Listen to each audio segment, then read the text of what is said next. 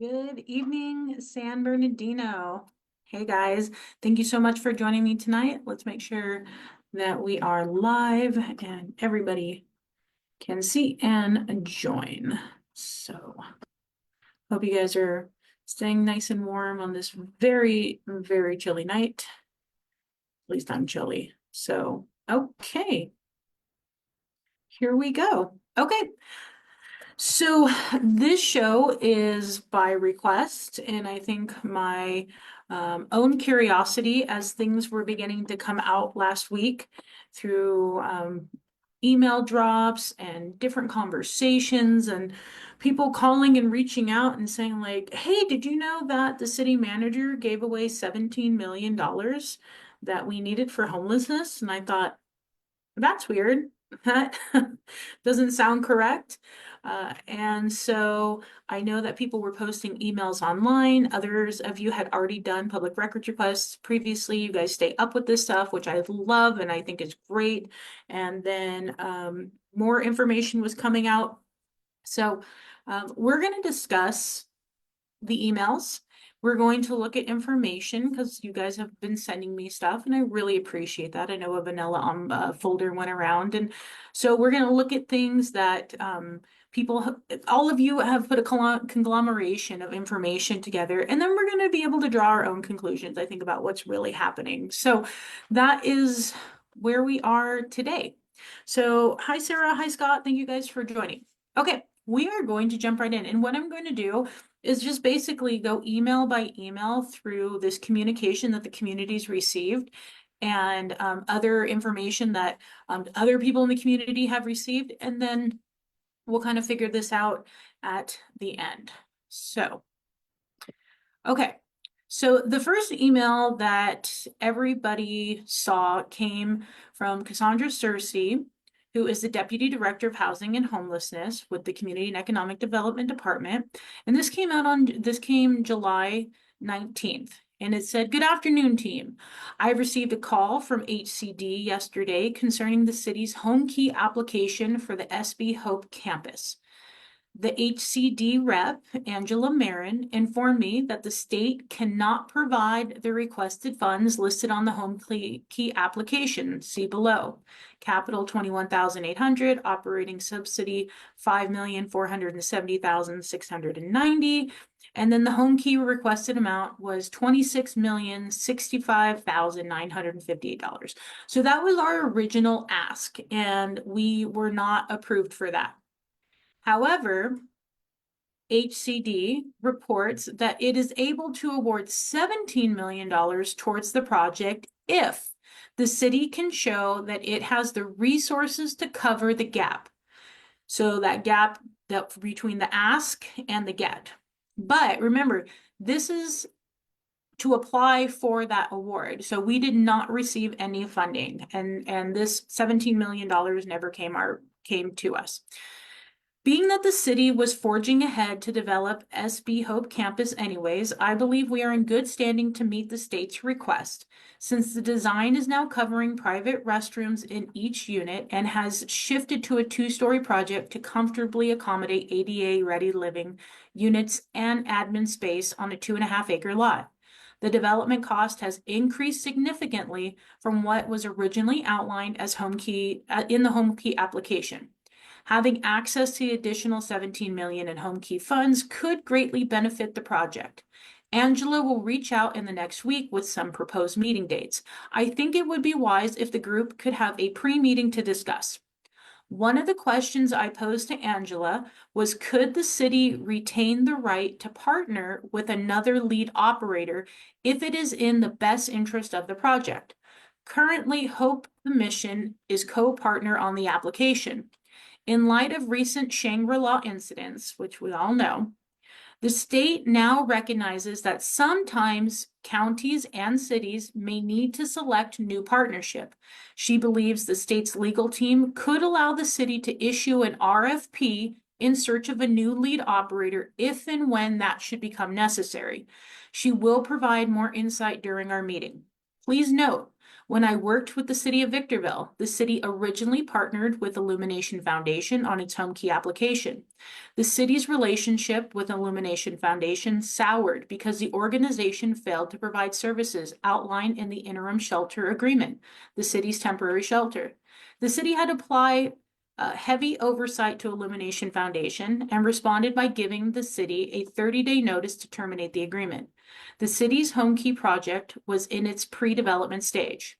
The city forged ahead to complete its Homekey project, Victorville Wellness Center, and issued an RFP for a new lead operator. The state allowed Victorville to make changes to its Homekey operations despite co-application status, and could do the same for the city of San Bernardino if the reasoning is justified. Now, this is important because, as always, we love our puzzle pieces, and this is going to be a little foreshadowing, especially about what she explained happened in Victorville. So, hi, Tim. Thanks for joining. Okay. So then from the original date, let's go back, from the 19th, then we go to July 25th.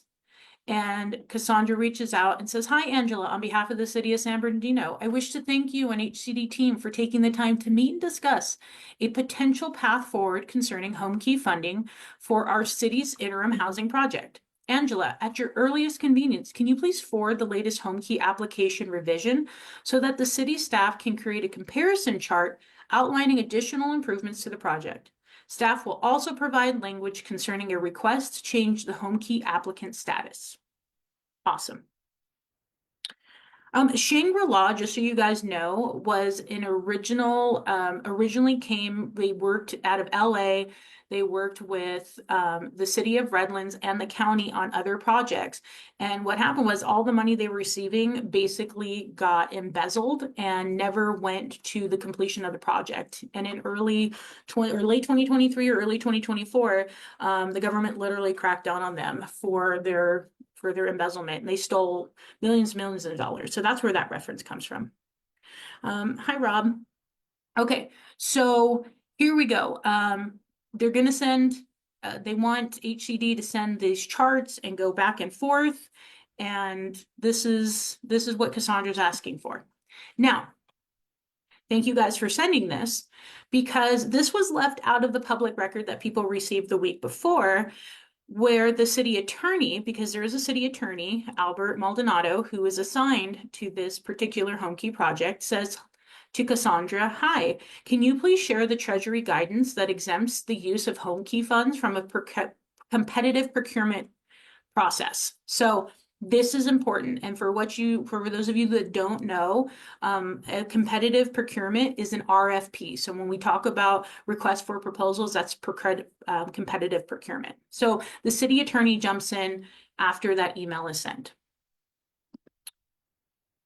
Then Cassandra, in reply to Albert, messages Angela at Housing Community Development of the state that we're working with, and says, "Hi, Angela, can you please share the Treasury guidance that exempts the use of Homekey funds from competitive procurement? Thank you." Angela responds back, "Hi, Cassandra, I will dig this up and send your team in a couple of days. Thank you." Now, all of this has been left out, by the way. I know this was a big deal. And I'm glad you guys sent this, because what's important is how important this competitive procurement process is. This is going to be a big deal that most people didn't know about, because lo and behold, these emails were not included.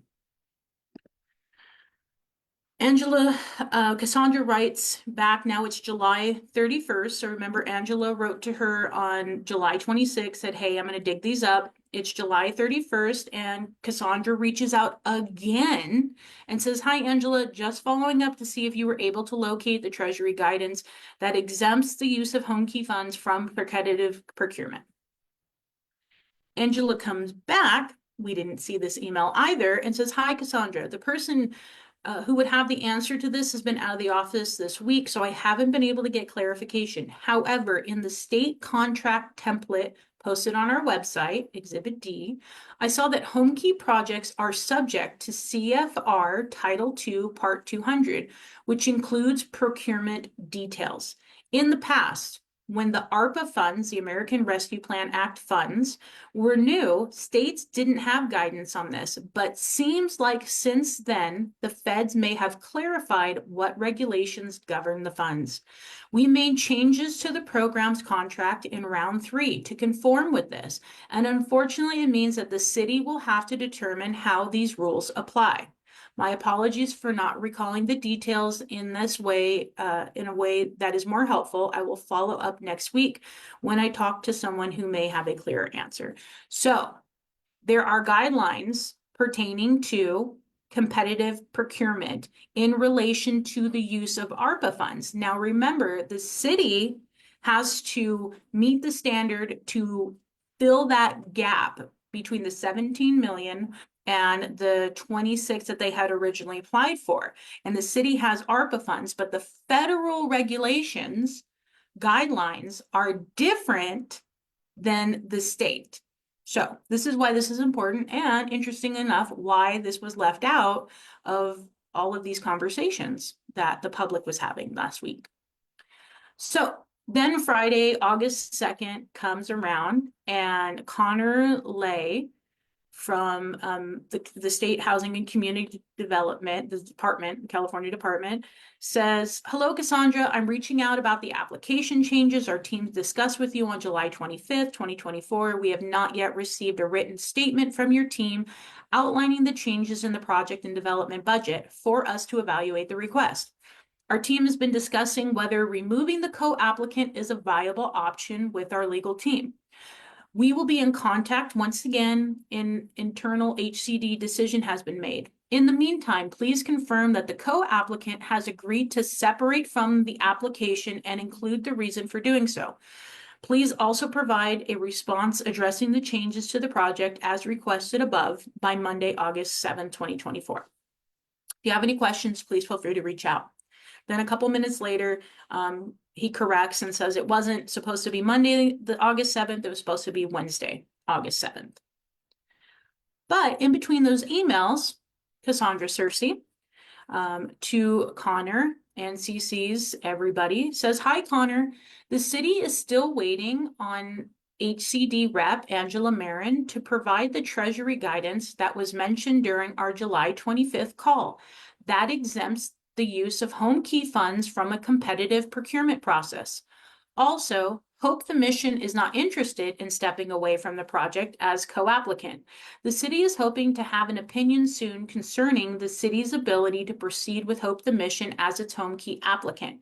Can a few more days be extended to the city as a courtesy?" So, again, the city is not moving forward with this $17 million grant application because they are still waiting to hear whether or not there has to be a competitive procurement process. This is like the number one thing that was the issue and was clearly not brought forward to the public. And I believe, as you guys are going to see, for a reason. So here we go. So Connor writes back a couple days later and says, "Hi, Cassandra. I wanted to follow up about a couple of the items we need to continue processing your application. Our team needs more information about the increased scope of the SB Hope campus project. Below are some additional items that we want to address in the forthcoming written statement from your team. Number 1, please make sure to outline in detail specific changes to the development budget of the project. This should include the expected development budget increase based on the increased project scope, additional funding sources being utilized to support the increased scope, and how the city will make up the funding gap created by a decreased Homekey award. Number 2, please outline any and all development plan changes brought on by the increased project scope. And 3, explain how the reduced Homekey award will be utilized in the updated development budget. Additionally, I want to address your question regarding the competitive procurement process waiver. First, it is up to the city to determine how the federal rules may apply. Please see the attached email from Angela Marin detailing how these federal rules have been addressed in Homekey boilerplate contract language. Second, if the city is interested in receiving a competitive procurement waiver from the department, your team will have to submit a formal request, which includes the reasons why the waiver is necessary. Please let us know if you have any questions and how long the city will need to submit the previously requested written statement. So here we go. What HCD is telling the city of San Bernardino, Ms. Cassandra, is that the interpretation of how to apply the federal rules is up to the city, which means that the legal interpretation is up to the legal representative of the city of San Bernardino, BB&K, who asked about the original guidelines. And it does, Mike, it sounds a lot like who's on first because this goes back and forth. And what's important to notice is that the continuing question is, are we going into this competitive procurement field? Do we need this? Then we go from, let's go back. We go from August 6th to now August 19th. Radio silence according to the emails that have come out. So now we have Zulema Alvarez from who is the Division of State Financial Assistance, Housing and Community Development, Project Homekey team, sorry. And they write, hello team, I hope you had a wonderful weekend. I wanted to follow up on the email below, which was that three questions. Can you please provide us an update on where you are with the project and addressing our questions below? And then Cassandra Cersei replies, it says, hello, Zuela. The city has hired a project management team to keep the project moving forward so that the completion timeline can be met. Layla Laviano and Erna Enterprise is taking lead and will contact Connor directly today to provide an update. So that's where we are on August 19th. Later that day, Layla, writes and says, hello, Connor and Zulema. Hope everyone had a nice weekend and thank you for the follow-up. When either of you have a moment, please give me a call at your earliest convenience. So some type of phone call takes place on Monday, August 19th in the afternoon. Between the 19th and the conversation, on August 21st, Zuelam, whatever her name is, writes, hello, Layla and team. I wanted to follow up with you to find out when we can expect to receive the withdrawal notification request. This can be done in writing via email. So now this conversation has happened. A big piece of this is about this competitive procurement process that the city needs to interpret whether or not it needs to be waived or applied. They need to go out for bid, an RFP for this co-applicant vendor. And what we look like is that the city has now decided that this can't move forward. Like we cannot move forward with applying for this grant in this condition. Then Layla writes to Zulma, thank you for circling back. I will touch base with Rochelle and get back to you ASAP. Rochelle Clayton, the city manager. Then there's a response on the 26th that says, hello, Layla, following back on the email.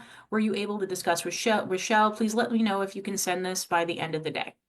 So what we know that came out was that on the 23rd, the city manager submitted a letter to Connor Lay, the homelessness housing program manager for the Homekey program, and said, dear Mr. Lay, the city of San Bernardino and Hope the Mission would like to formally withdraw its request for Homekey funds from the SB Hope Campus project. The city has identified a path forward that would provide cost saving and the highest and best utilization of the site to maximize interim housing and services for the target population. The city is fortunate to have the necessary funding sources in place to complete the campus, such as ARPA, Home ARP, PHLA, county donations, private donations, and CDBG. The city wishes to express its sincerest gratitude to you and thank your team for all of the support provided as we look forward to the future projects together. Okay, so we say we're not going to move forward in this capacity to apply as a co-applicant with Hope the Mission. Well, then an email comes, as you guys have shared, that Hope the Mission responds and says, "Hi, Rochelle, as your partner and co-applicant in the Homekey 3.0 submission, it would have been nice for you to have notified us before sending this email to HCD. Our team spent countless hours preparing the application, initial site plans, and fostering our relationship with HCD to be in the position to be awarded this grant. I'm sure you thought through your decision, but in light of the current court case against the city, I cannot understand why you would walk away from $17 million. That is now $17 million you will not have to fight homelessness in the city. That is $17 million that could have been used to house and care for a lot of people in need. Most cities are fighting to obtain funding, and you just said no to $17 million. And you have a homeless crisis in your city. I intentionally did not send this email to anyone but you and Cassandra, as I think it could be a PR nightmare if the courts and community understood what you just walked away from. As your partner and co-applicant of these awarded funds, now rejected funds, the courtesy explanation would be really appreciated." Well, yeah, I mean, that's interesting. When you were the sole source and the city decided that it had to go out for a bid and you were going to receive $8.5 million unrestricted. This is, but again, this all happened in August, right? We see from the end of July to the end of August this conversation. And the determination of why the city didn't move forward was that we needed the RFP process. We couldn't just go pick Project Homekey to be the co-applicant for this funding, because the interpretation by our city attorney, which I don't understand then why the city attorney didn't communicate their decision and interpretation to anybody else, was that we can't move forward. So the city manager declined to apply, which was in her right. I mean, that's the city manager's purview, is to apply or not apply. The council has the authority to accept or not accept. Two very different things. So now we have to ask ourselves, here we are, we're in November. All of this happened in August. So where are we with Hope the Mission? What's happening? Well, here's some more emails that you guys, I think, are amazing for letting us see, because things are not as they seem. On October 29th, Cassandra Searcy, again, the Deputy Director of Housing and Homelessness, sent an email to the interim city manager and CC'd her boss, Gabriel Elliott, and said, "Hi, Rochelle, I want to provide you with an update concerning Hope the Mission and its continuous poor performance regarding outreach services. Although Hope the Mission has been under contract for a year, they are not providing heavy engagement due to the injunction. Now that the injunction has been lifted, Hope the Mission has been asked to ramp up services, and unfortunately, they are not meeting the mark. Recently, the city's PD, sheriff's, Hope team, and county reps have expressed concerns regarding Hope the Mission's inability to provide coordinated outreach services and lack of basic understanding of the county's coordination of care."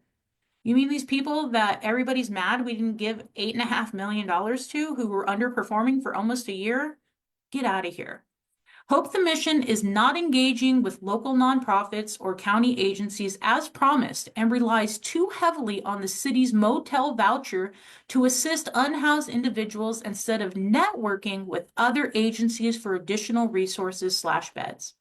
We have tried coaching, retraining, and extending the contract terms so that Hope the Mission could hire, train, and better connect with county services and other local nonprofits. But their efforts have been lackluster due to several operational and service delivery challenges and the inability to expend ARPA funds in a timely manner. Only 37% of funds were utilized in the past year.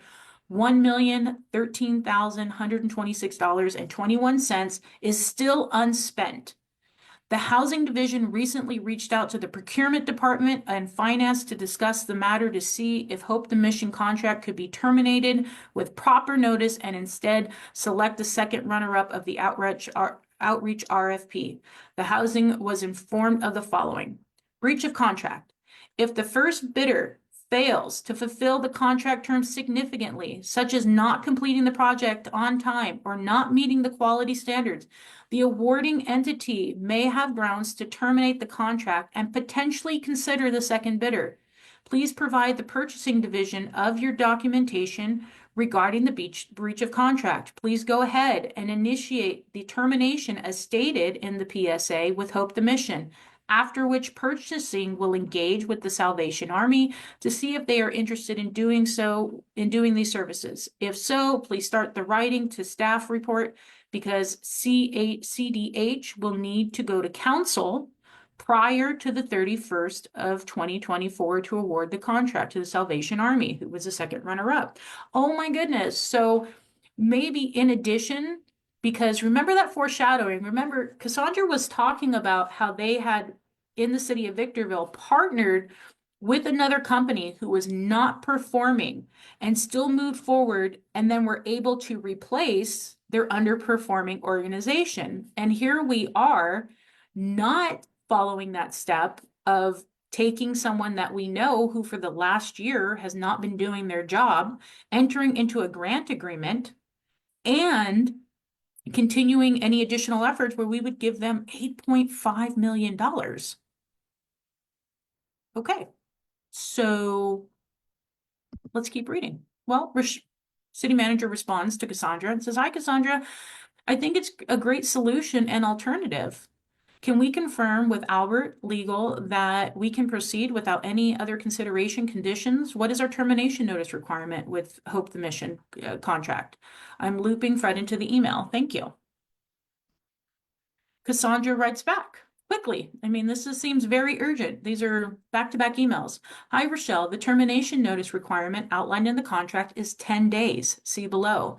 The city would like to notify Hope the Mission on 12/13/24, with their final day of service being 12/31/24. Get us through the end of the year.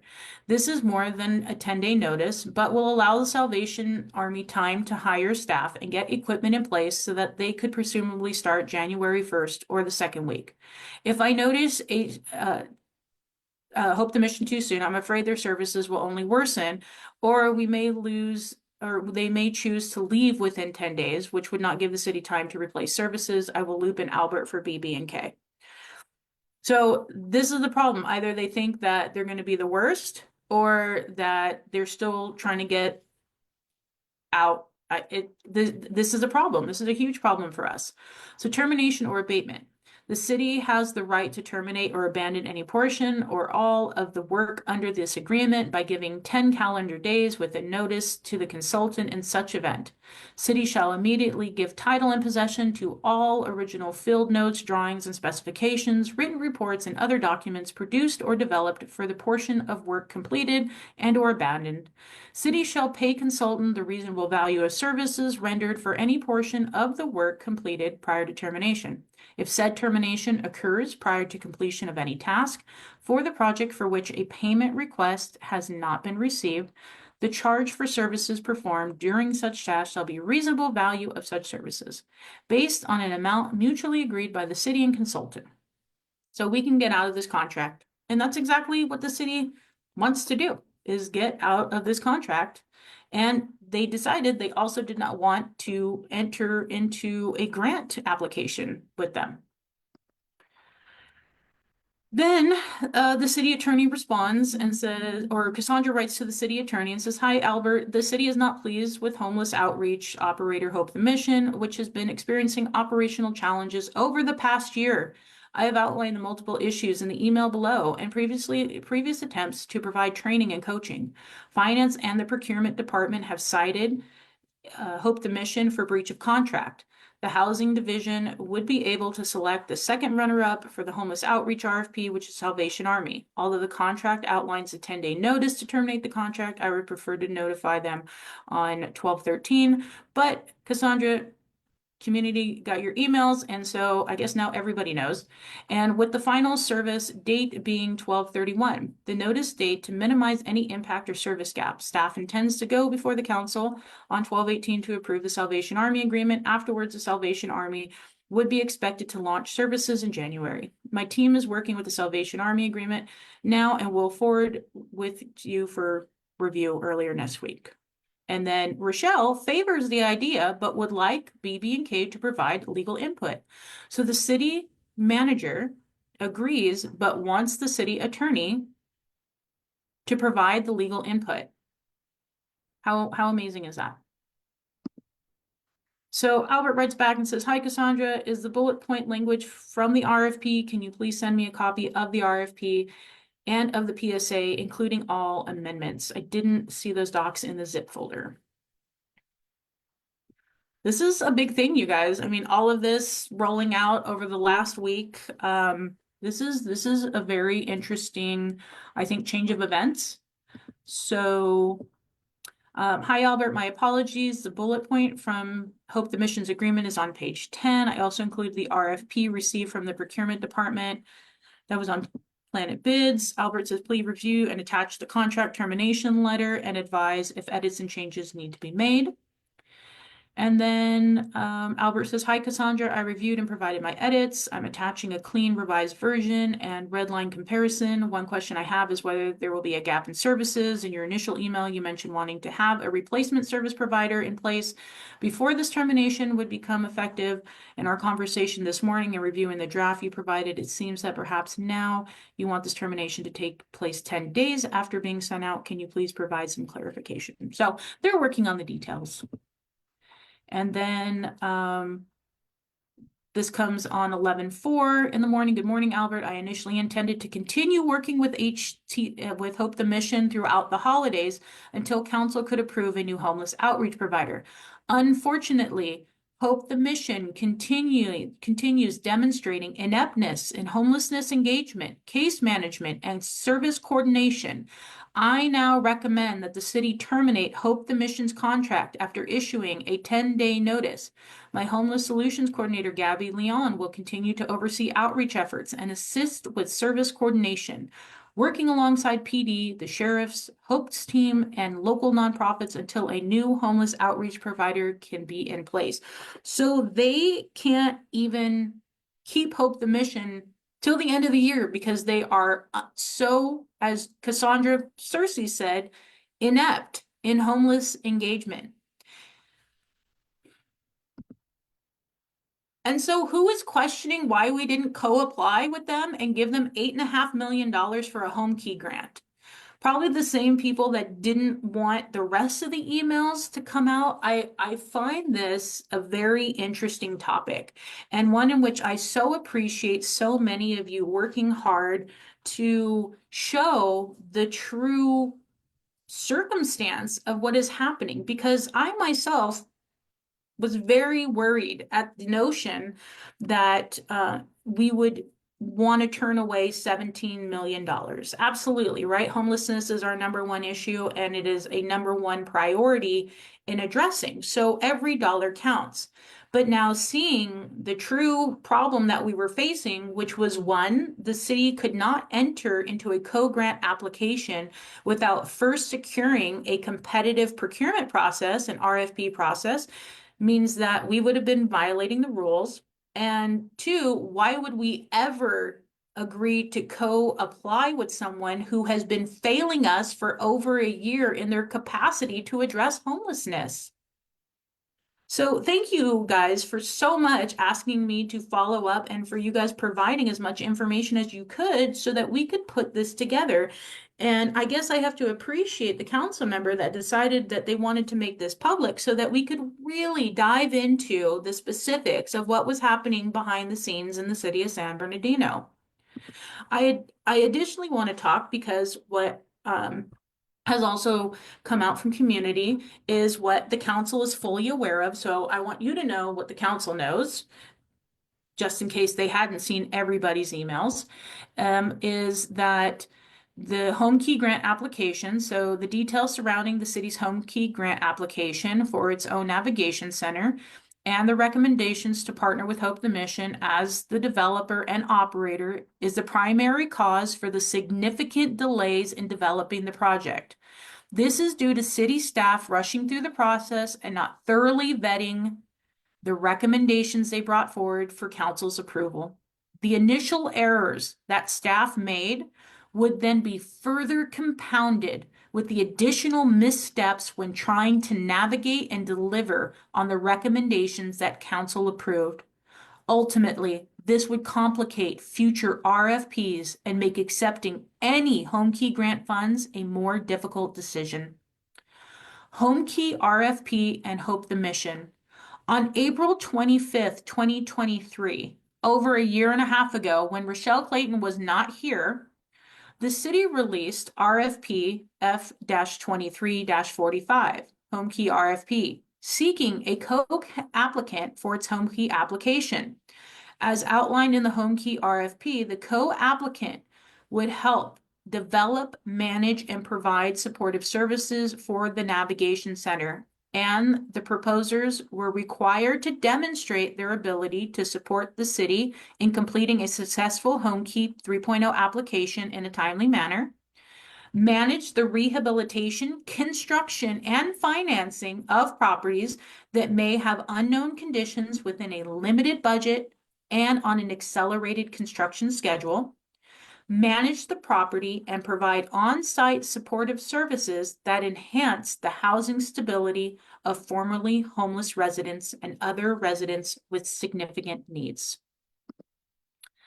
The Homekey RFP closed on May 16th, 2023, with only one joint proposal being submitted from Boss Homes, also referred to as Boss Cubes, and Dignity Moves. The proposal was disqualified due to Boss Homes and Dignity Moves not participating in a mandatory pre-bid meeting, and the status of the RFP was marked as canceled. On May 17th, 2023, the mayor and city council were presented with a series of recommendations on how to respond to the city's homeless crisis. This was a follow-up to the council declaring a homeless state of emergency at the meeting.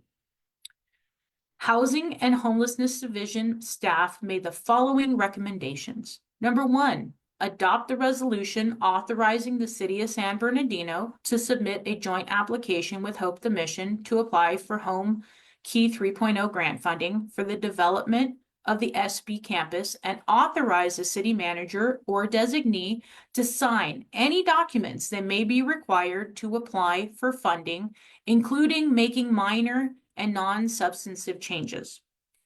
Number two, approve the professional service agreement with Hope the Mission to oversee the city's homeless outreach project.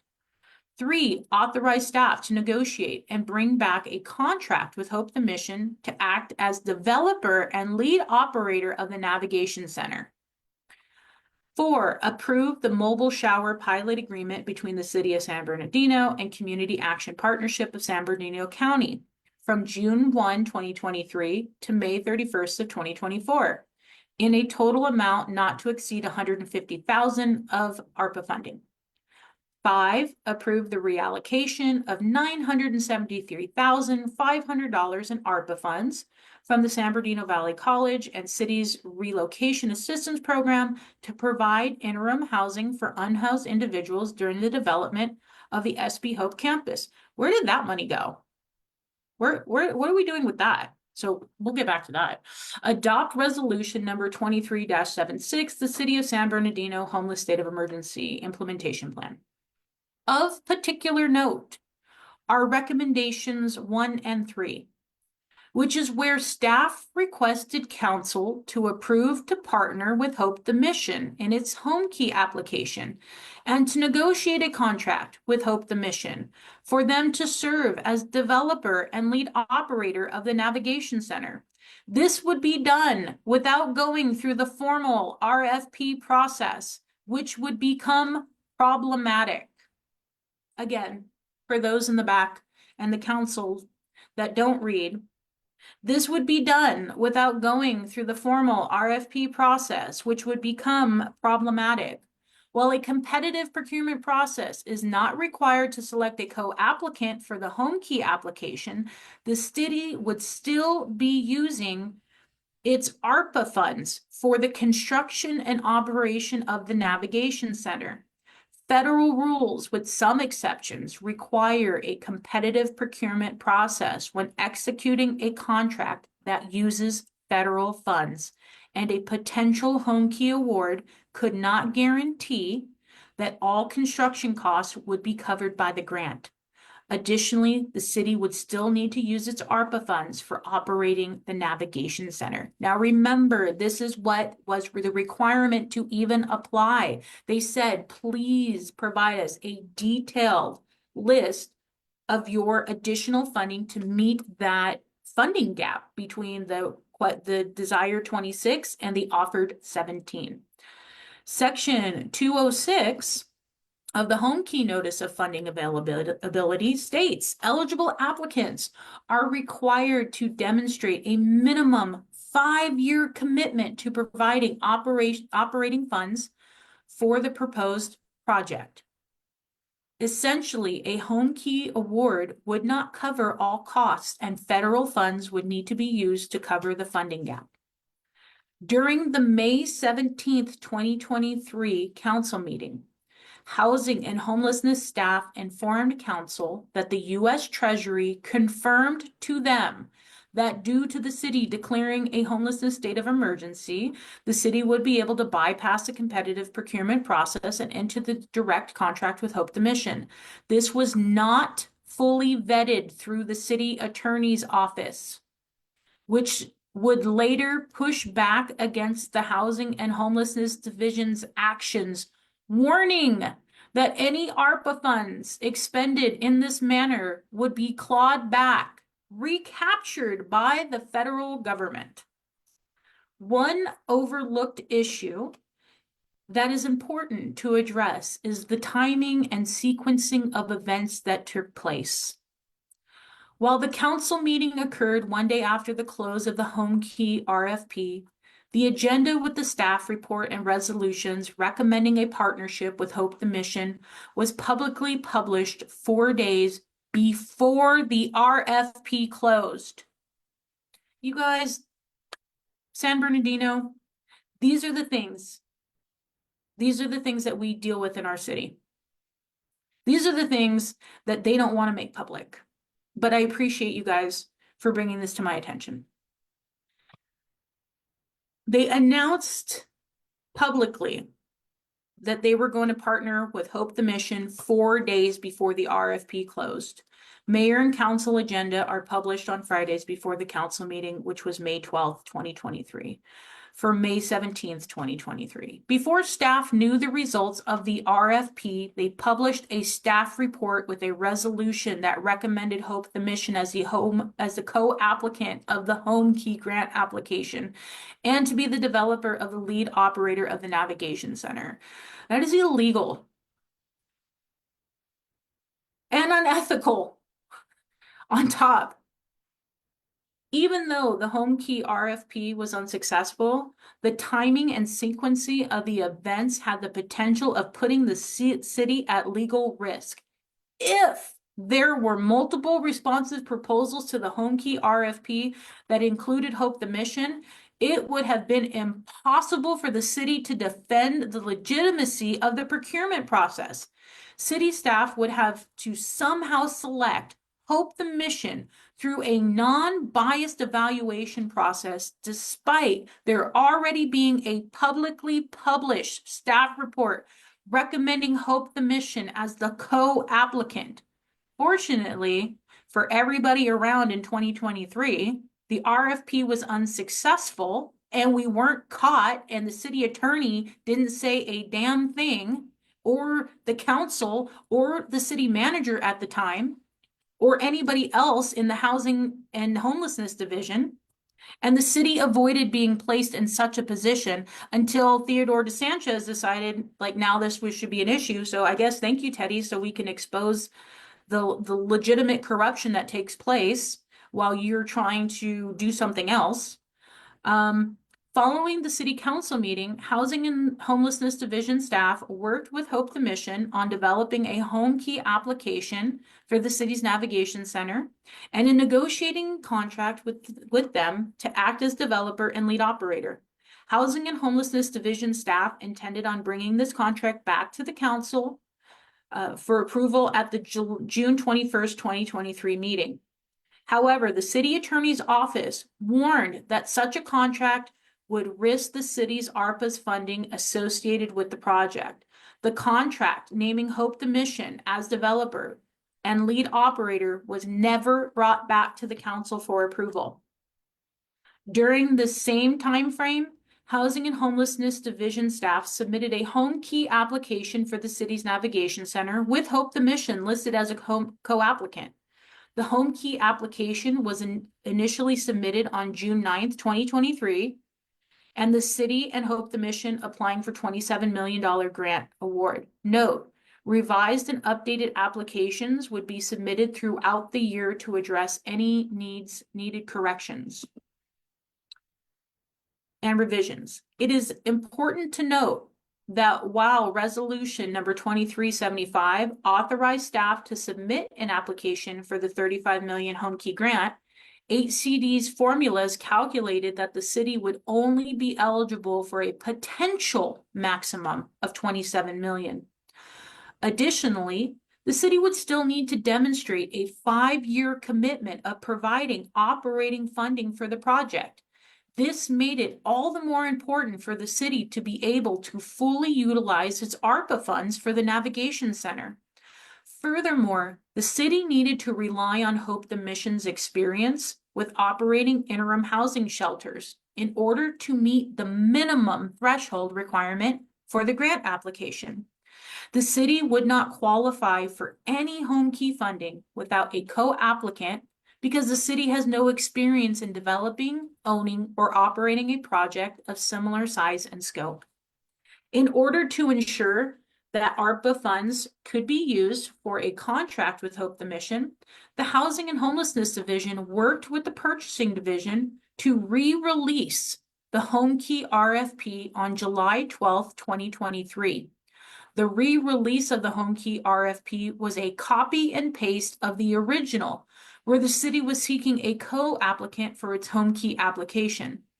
This was the Housing and Homelessness Division's attempt to legitimize a competitive procurement process in selecting Hope the Mission as developer and lead operator, where staff assumed Hope the Mission would submit a proposal. The re-release of the Homekey RFP was problematic, again, because it was out of sequence with the events that had already taken place.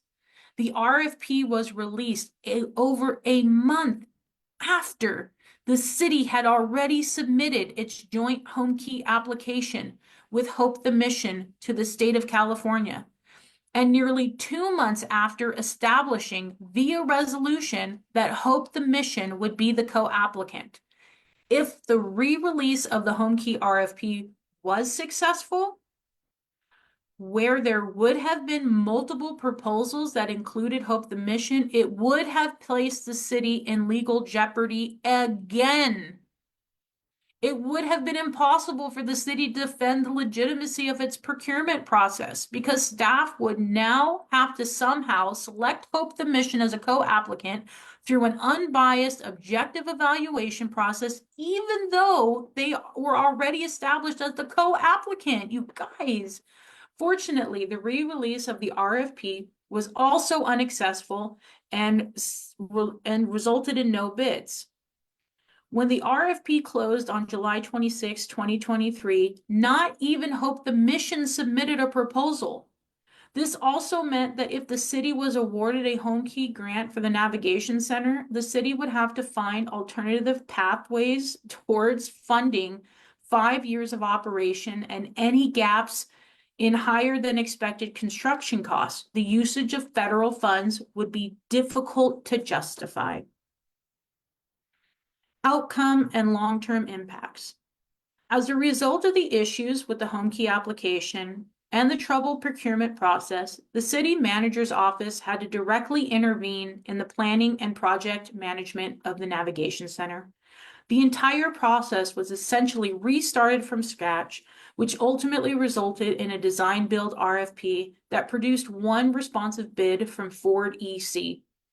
The entirety of the errors and missteps that took place, starting from a rushed recommendation that was not fully vetted, to releasing RFPs that would try to retroactively legitimize the selection of Hope the Mission as a competitively procured co-applicant, developer, and operator would prolong the development and release of future RFPs.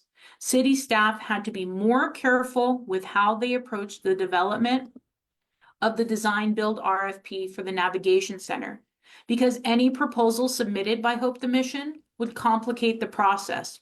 Staff would have to take additional steps and precautions to ensure that any evaluation process would be legitimate and not influenced by the joint Homekey application with Hope the Mission. This delayed the design build RFP and will become the future concern when releasing an RFP for lead operator. Yeah. Notice of award. On July 18th, 2024, the city received notice from HCD stating that while they would not be able to fulfill the city's original grant request of $27 million, they could be able to issue a $17 million Homekey grant award for the navigation center with stipulations that and a new application.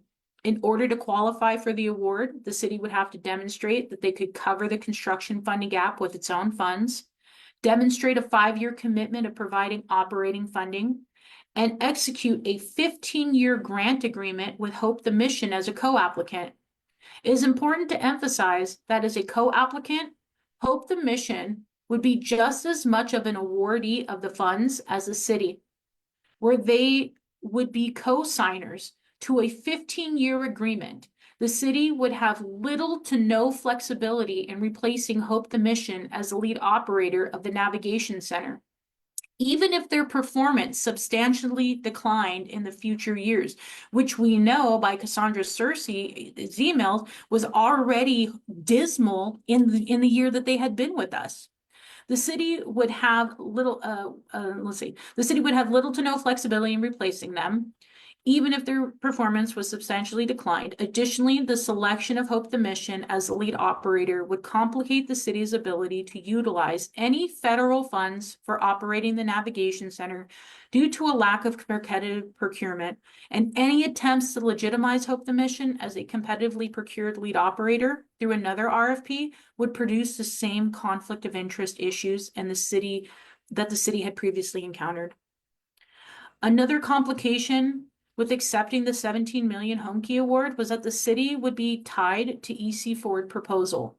The Homekey grant requires shovel-ready projects that must be completed within 12 months, and the only project that could potentially adhere to the timeline was the 29 million modular unit option proposed by Ford EC. At this point, there were growing concerns regarding the ongoing operational costs associated with the design, as well as with Hope the Mission involvement in the Ford EC proposal, considering the prior history. There could also be perception of impropriety if the city moved forward with the Ford EC proposal while accepting the Homekey award. Hope the Mission was a co-applicant with the grant application, and they were a part of the Ford EC proposal. This could have bolstered Planet Home's case for contesting the bid associated with the design, build, and RFP, even though Planet Home's disqualification was legitimate. As a result of these issues, the city rescinded the application for the $17 million Homekey award on August 23rd, 2024. I'm gonna post this, by the way, because this is unreal.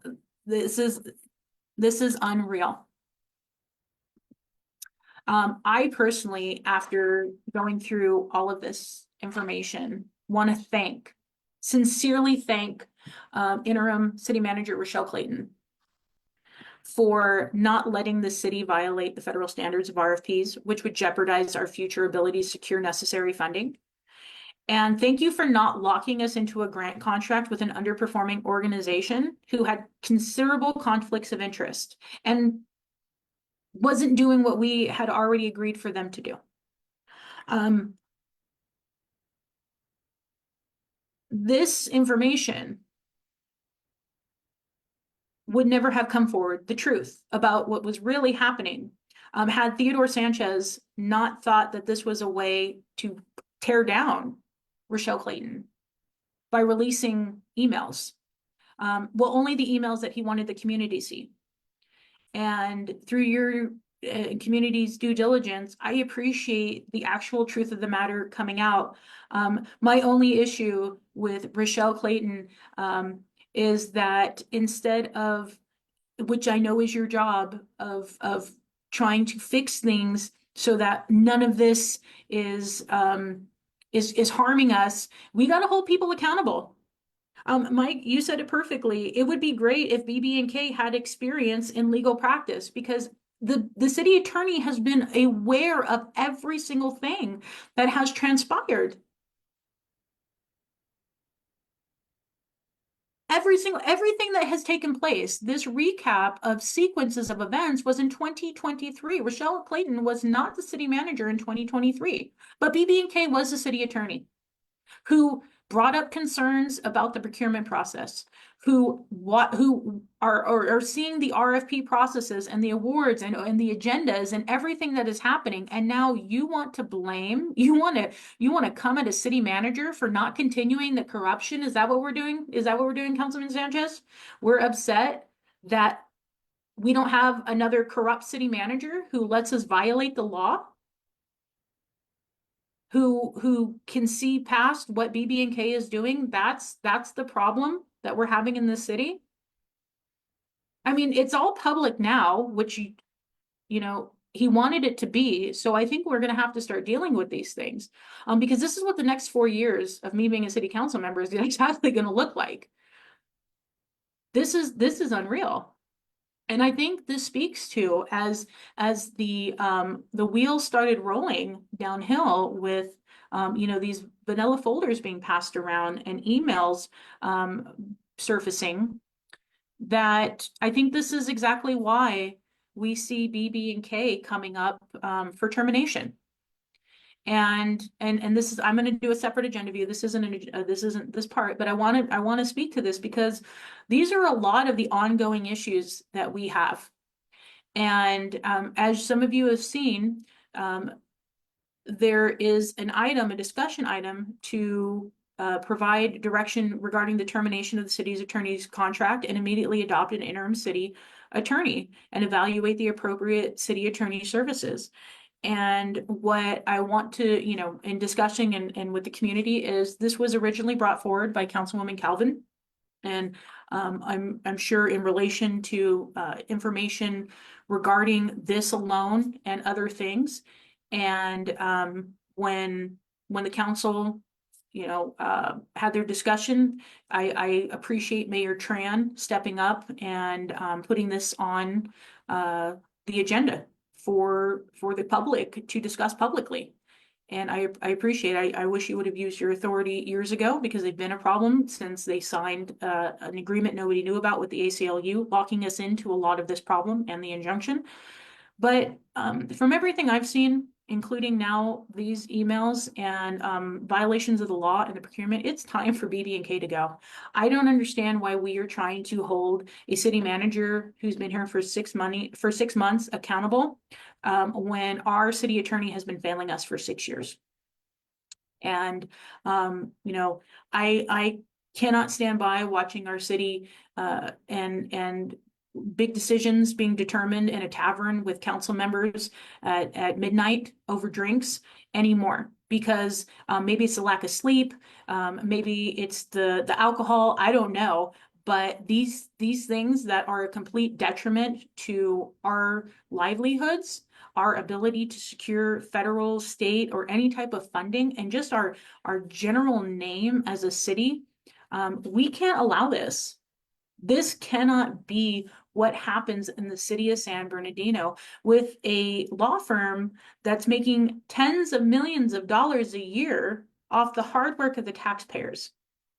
So, I mean, this information is out. This information is public about this, what the city is doing in their procurement process and what we are doing with federal and state funding and the way that we are violating the law. So are we wanting to blame the city manager who caught this, who saved the city, or are we going to continue to give a pass to the city attorney who lets it slide and does nothing? Well, that's an easy one for me. It's time to go BB&K. And what people attempt to do in disseminating some information and not all, just remember that public records speak for everybody. And so thank you guys for everything. Thank you for bringing this to my attention, for wanting me to cover this and to go over everything. So please share this. I think this needs to get out to as many people as possible about what the city was up to. I know that BB&K and Councilman Sanchez thought this was going to be their way to discredit Rochelle Clayton, and I think all it did was just further give the community a moment to be thankful that there is a new person at the helm in our city who does not let corruption and illegal activity continue to move forward, and that that she has her eyes on the city and on what is happening, and that is something that's rare. That is very rare for us, and I can see now why they are pushing so hard not to have her here, because corruption and lying and pay to play cannot thrive in light. It has to happen in darkness. And so, yes, it is a new day in San Bernardino, and never, ever on my watch will anything like this ever be able to happen. And you guys continue to pull your records, continue to pull these emails, and let's do what we do best, San Bernardino, because this is an era of transparency and accountability like no one has ever seen before. Because remember, we're on the inside now. And so thank you guys so much. I hope this was as informative for you as it was for me. And then I will be doing an actual agenda review coming up this Tuesday night, but I will post about that. So thank you guys. Have a great rest of your night and a happy week.